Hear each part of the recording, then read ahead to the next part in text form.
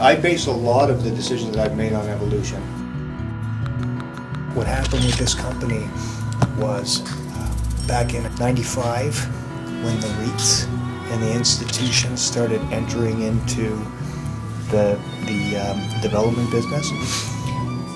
The industrial guys, which was my family, they were always ignored because the REITs and pension funds were interested in the plazas. They wanted to own Sherwood Gardens. They wanted to own Yorkdale. They wanted to own First Canada Place. They bought Cadillac Fairview because that's where they could deploy large amounts of money. And I mean, these are people that wanted to deploy 50, 100, 200 million dollars. So back in the 2000s, pension funds moved in. I mean, they started institutionalizing the business. You're dealing with pooled money in institutions. You're dealing with entities that don't pay taxes. You're dealing with entities that have a different time horizon. Our time horizon is within our lifetime. We have to pay a mortgage, and then we own a building.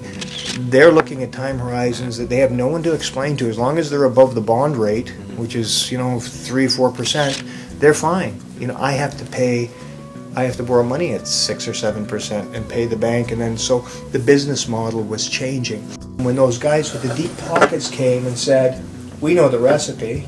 All you're doing is buying land within 15-20 kilometers of an airport or a major highway, and you're pouring foundations and you're building buildings, and you know how high they have to be. So there's no magic recipe, and we got money to stay here like a lot longer than you." There would have been no possible way we would have survived if we didn't make the changes that were made in 2007. What I did was I took some of the prime properties. I left a large amount of the portfolio, so we still manage a large portfolio, but I took it and I cashed it in at some of the highest prices that we've ever seen. And also changing our mindset, a lot of philanthropy, a lot of giving back, getting involved in the community, and partnering with the pension funds and forming relationships with these Goliaths. I read a lot of factual literature on animals. So, like I said, the evolution of marsupial, why they evolved the way they evolved. Biology books, I read from beginning to end, and I just want to see the pictures and understand how every cell works, and single cell organisms and plant growth, and that I'm fascinated by it. I remember when I was like 7 or 8, I did this guy's newspaper route for 2 weeks because he had toads that ate worms in front of you. Like, I was always fascinated with nature and animals.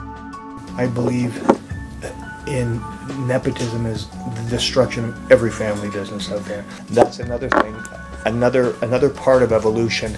I don't look at a family and decide that that's the way it's been, and that's the way it should be, and that's the right way.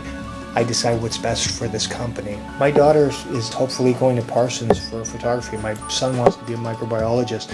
My stepson wants to be a lawyer. There's not one of them that I've said, "You're a Mantella, you're a developer because they're not. Because they're not. They don't understand this business that I've had to change. That the company makes the money that's required so that we can do what we plan on doing. We have a beautiful nature reserve in Florida.